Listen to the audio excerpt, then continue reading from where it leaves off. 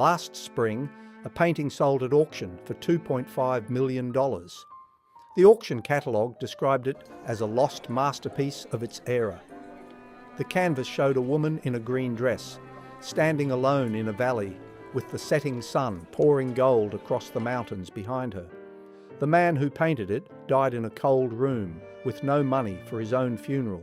His name was Toby, and he spent his entire life painting that woman, because she was the only person he had ever loved.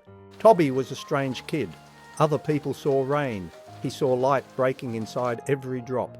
He looked at the world more carefully than anyone else, and at a young age, he realised something heartbreaking.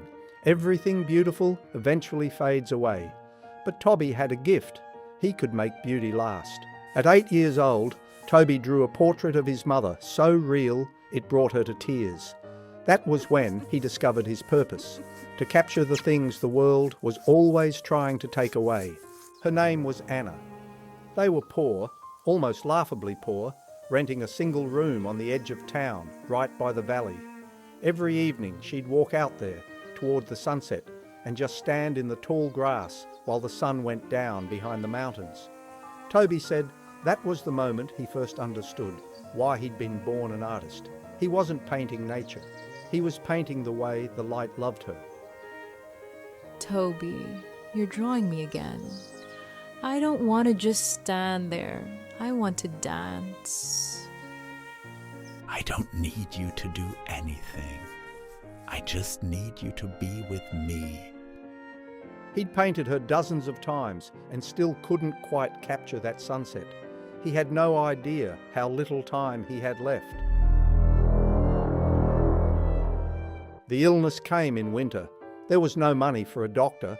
Everything went to paint and rent. He sold almost everything he could, but it was too late. The very poverty he'd chosen for the sake of his art had taken Anna from him. Promise me you won't stop painting, even after I'm gone. After she died, he didn't fall apart. He painted, again and again, her in the valley, that sunset, that same golden light, as if he could capture it perfectly, he might bring her back, if only on canvas. Painting stopped being a craft. It became the only way he knew how to keep holding on. For 10 years, he knocked on gallery doors, and for 10 years, he heard the same thing. Too personal, too strange. Who's going to buy the same woman in the same valley over and over? All they saw was repetition. They never understood they were looking at one long attempt to bring back someone he'd already lost. He gave away paintings for the price of a meal. Today, each one's worth a house. But back then, all he wanted was to make it through the night and have something left to keep painting her. Marta, the neighbour upstairs, kept him fed with soup. She didn't know a thing about art, but she remembered Anna, and she knew the man downstairs wasn't starving. He was grieving with a brush. Same illness, same winter, same empty pockets. He didn't get treatment, couldn't afford it, and didn't see the point. He was racing to finish. He could feel that this time he'd caught the light, that sunset, her. By morning, the soup had gone cold at his door. Toby was at his easel, the brush fallen from his hand. The painting was done. It was like he'd waited to finish her, just so he could finally go to her. He was 34. He died alone, cold and poor, beside the woman he'd brought back to the canvas. He called the painting She in the Valley.